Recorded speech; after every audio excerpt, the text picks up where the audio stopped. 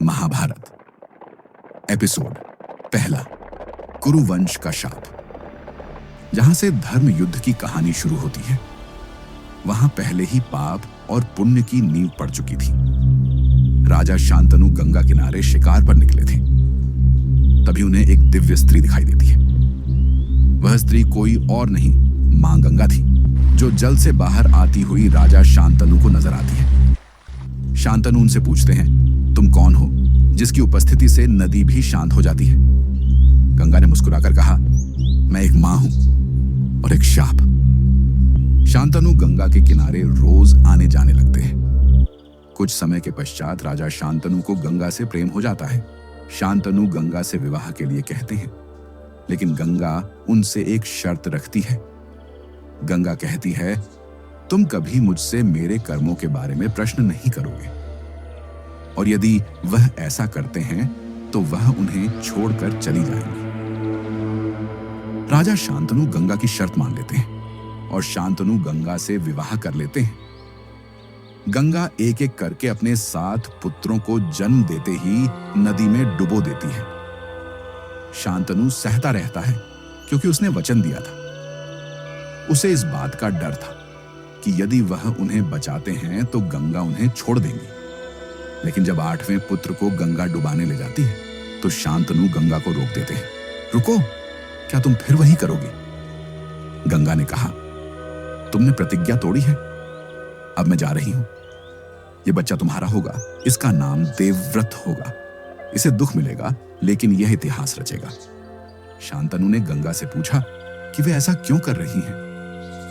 गंगा ने उन्हें बताया कि उनके बच्चे वास्तव में वसु थे, जिन्हें पृथ्वी पर मनुष्यों के रूप में जन्म लेने का श्राप दिया गया था। उन्होंने शांतनु को बताया कि वे श्राप को केवल तभी समाप्त कर सकती हैं जब वे बच्चे को बचाते हैं। इसलिए उन्होंने शांतनु को श्राप को समाप्त करने और अपने बच्चे को बचाने का मौका दिया। गंगा ने अपने बेटे देवव्रत को ऋषि वशिष्ठ से शिक्षा दिलवाई और परशुराम से युद्ध का अभ्यास करवाया। युवा होने पर देवव्रत अपने पिता शांतनु के पास लौट आता है और वह बाद में एक महान योद्धा और धर्मज्ञ बन गया, जिन्हें भीष्म पितामह के नाम से जाना गया।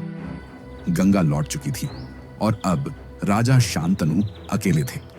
राजा शांतनु एक दिन गंगा के किनारे निकल आते हैं। तभी राजा शांतनु को मछुआरे की बेटी सत्यवती से प्रेम हो जाता है।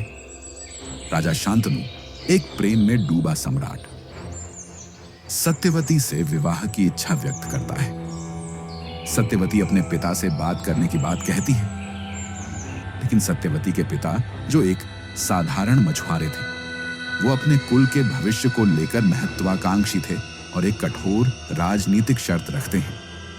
वो कहते हैं, मेरी पुत्री का पुत्र ही हस्तिनापुर का अगला राजा बने। यह शर्त राजा शांतनु को भीतर से तोड़ देती है। शांतनु वापस महल आ जाते हैं। राजा शांतनु दुखी रहने लग जाते हैं। देवव्रत को जब यह बात पता चलती है तो यह देखकर देवव्रत सिंहासन, विवाह और संतान त्यागने की प्रतिज्ञा करता है। देवव्रत कहते हैं, मैं सिंहासन का त्याग करता हूं, मैं विवाह का त्याग करता हूं, मैं पिता बनने का त्याग करता हूं, मैं जीऊंगा केवल हस्तिनापुर के लिए। दरबार स्तब्ध था, आकाश में बिजली कड़कती है। राजा शांतनु कहते हैं, आज से तुम भीष्म हो, भयानक प्रतिज्ञा लेने वाले। सत्यवती के जन्म की कहानी। सत्यवती का जन्म एक मछुआरे के घर हुआ था। सत्यवती के शरीर से मछली जैसी गंध आती थी, इसलिए लोग उसे मत्स्यगंधा कहते थे। वह अपने पिता के साथ नाव चलाती थी और नदी पार कराने का काम करती थी। इसी बीच होता है ऋषि पराशर और सत्यवती का मिलन। एक दिन ऋषि पराशर सत्यवती की नाव में यात्रा कर रहे थे। उन्होंने सत्यवती को देखा और कहा, तुम्हारे भीतर एक दिव्य तेज है। मैं चाहता हूं कि तुमसे एक पुत्र उत्पन्न हो जो अमर ग्रंथों की रचना करे। सत्यवती घबरा गई और कहा, मैं एक कुमारी हूं, यदि ऐसा हुआ तो मेरी बदनामी होगी और मुझसे दुर्गंध आती है, लोग मुझसे दूर रहते हैं। ऋषि पराशर ने उसे वरदान देने को कहा। पराशर ऋषि ने उसे 2 वरदान दिए। पहला वरदान, उसके शरीर से सदा के लिए दिव्य सुगंध निकलेगी। इसलिए सत्यवती को बाद में योजन गंधा कहा गया, जो योजन दूर तक महकती थी।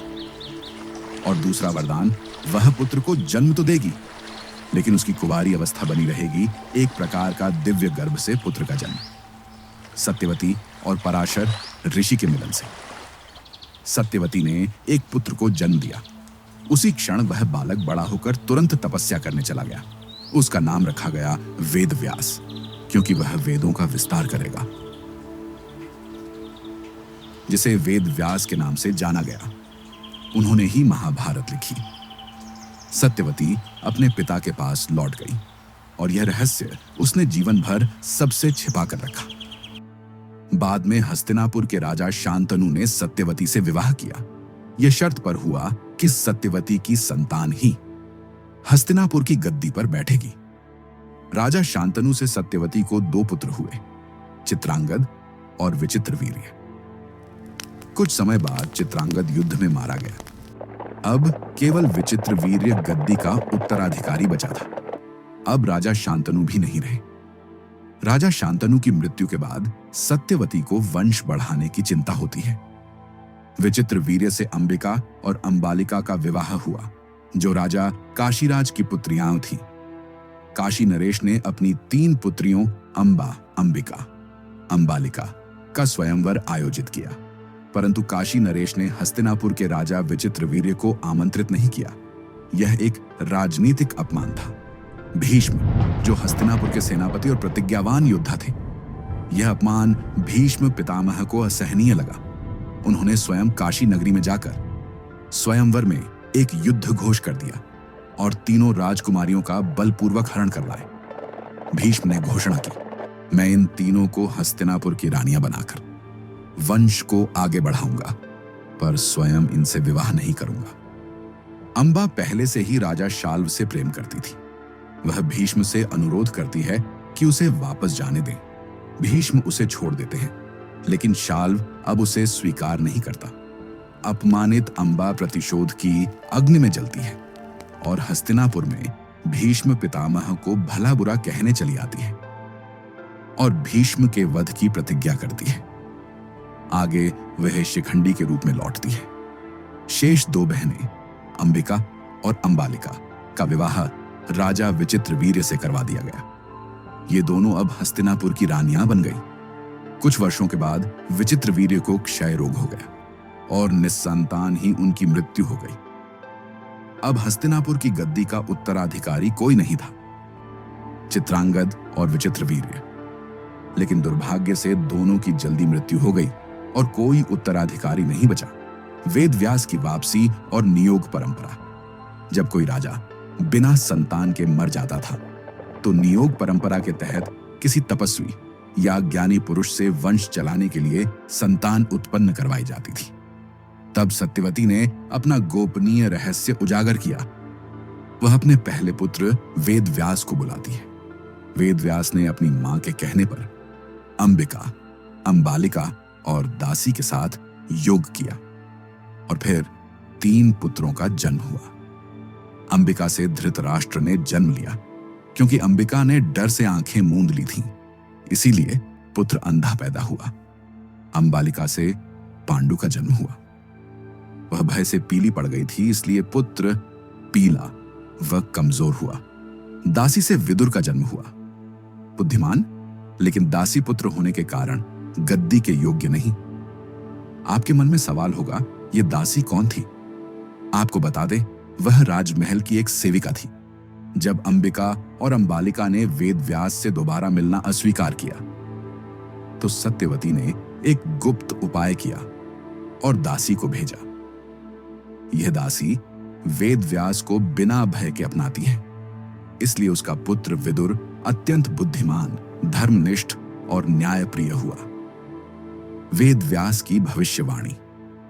वेद व्यास ने सत्यवती से कहा, मां, ये तीनों पुत्र हस्तिनापुर की नियति बनेंगे। एक अंधा होकर राज करेगा, एक मृत्यु को बुलाएगा और तीसरा न्याय की राह दिखाएगा, लेकिन तिरस्कृत रहेगा। कुरुवंश अब अधर्म और धर्म की लड़ाई में उलझेगा। और तभी शुरू हुई वो गाथा महाभारत की, जहां रक्त ही धर्म बना और भाई ही शत्रु। इस कहानी का महत्व, सत्यवती का रहस्य ही वह चाबी है जिससे महाभारत की पूरी कथा आगे बढ़ती है। वेद व्यास, जो स्वयं ग्रंथ के रचयिता हैं, उसी परिवार के जन्मदाता भी हैं। सत्यवती ने जो निर्णय लिया, उसका परिणाम महायुद्ध तक पहुंचा।